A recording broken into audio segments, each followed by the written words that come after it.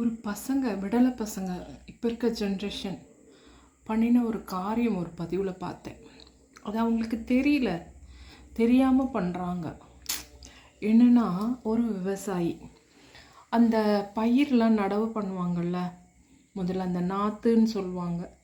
கொஞ்சம் நாற்றை எடுத்துகிட்டு வந்து ரோடு மாதிரி இருக்கார், மெயின் ரோட்டில் அதை வச்சு கொஞ்சம் நாற்றை வச்சு அது மேலே கொஞ்சம் பூவை வச்சு அவர் கையெடுத்து கும்பிட்டுட்டு இருக்காரு.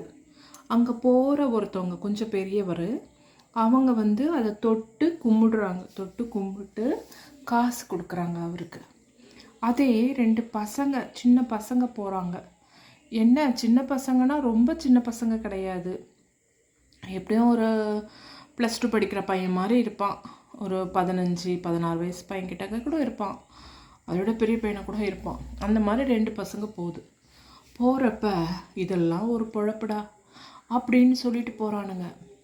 அப்போது அந்த தொட்டு கும்பிட்டு காசு கொடுக்குறாரு இல்லையா, அவர் சொல்கிறாரு, இங்கே வாங்கப்பா, தப்பாக பேசாதீங்க. ஒரு விவசாயி வந்து நம்மளுக்கு நல்லா பயிர் விளைவிச்சு கொடுக்குறவங்க, அவங்கள மதிக்க கற்றுக்கோங்க. அவர் செய்கிறது என்னன்னு தெரியாமையே நீங்கள் தப்பாக பேசுகிறீங்க, அது தப்பு. இது வந்து என்ன தெரியுமா, ராம பயிர்னு சொல்லுவாங்க.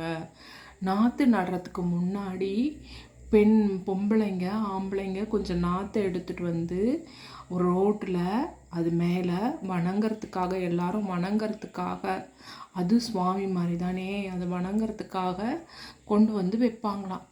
அது தெரிஞ்சவங்க அதை கும்பிட்டு அவங்களால முடிஞ்சதை கொடுத்துட்டு போவாங்களாம் காசு.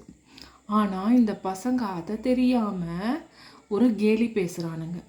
அதுக்கப்புறமா அவர் சொல்கிறாரு இப்படின்னு, இது கும்பிட்டு கொண்டு போய் அவங்க நாற்று நடுவாங்க, அது கும்பிடணும், அது ராமப்பயிர்னு அவர் சொல்லி கொடுக்குறாரு.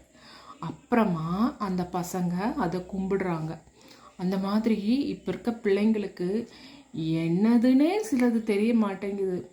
அதுக்குள்ளே அவங்க வந்து அதை இழிவாக பேசுகிறாங்க.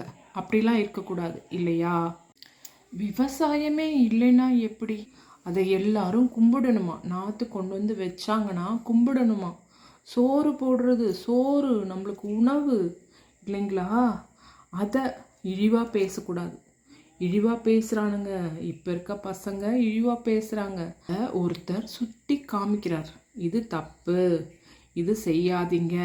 அப்படி தெரியலனா தெரிஞ்சவங்க கிட்டக்க கேட்டு தெரிஞ்சுக்கணும்.